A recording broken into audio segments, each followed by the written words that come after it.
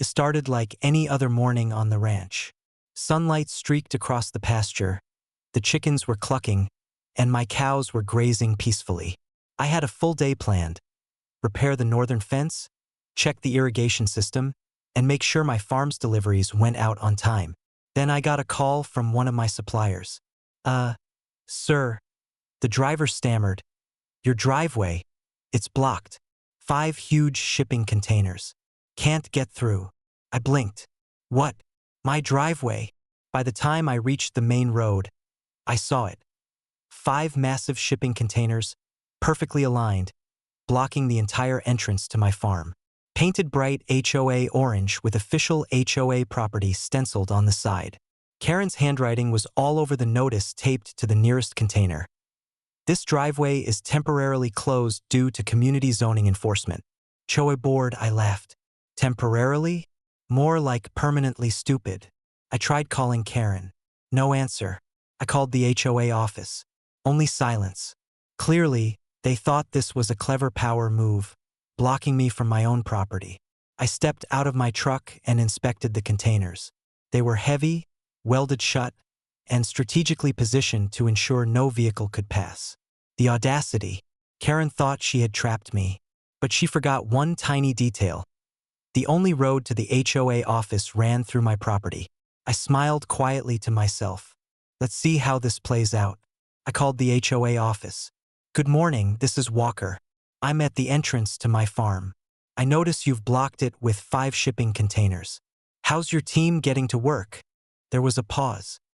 We used the side street? Nope. That side was closed last month for construction. Guess what? That makes your office inaccessible unless you move those containers. The silence was deafening.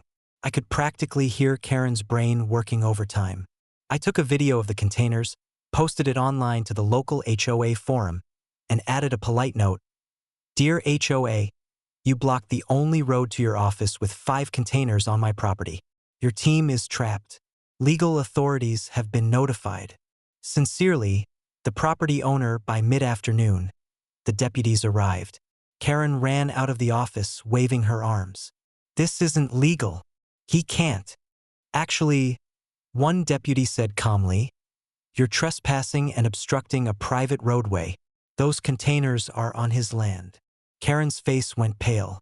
But the HOA, you'll need to remove them immediately, the deputy interrupted, or we'll impound them. Within an hour, my tractor and a rented forklift had the containers moved to the edge of my property, safely out of my way but blocking the HOA office entrance. Karen and the HOA staff couldn't get out. Phones called, emails sent, but the reality hit. They were trapped in their own office. I handed them a little note through the window. Next time, check the property deeds before attempting sabotage. By the evening, local news had caught wind. HOA blocks ranch driveway. Board trapped in office. The story went viral in our county. Karen's face appeared on multiple blogs with the caption, HOA arrogance backfires.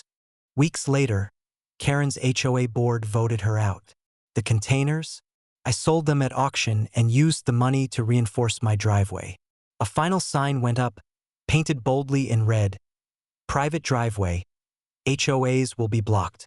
Tractor collision, and from that day on, every delivery driver, visitor, and farmhand passed safely. While Karen learned the hardest lesson. Never mess with the road that leads to your own office.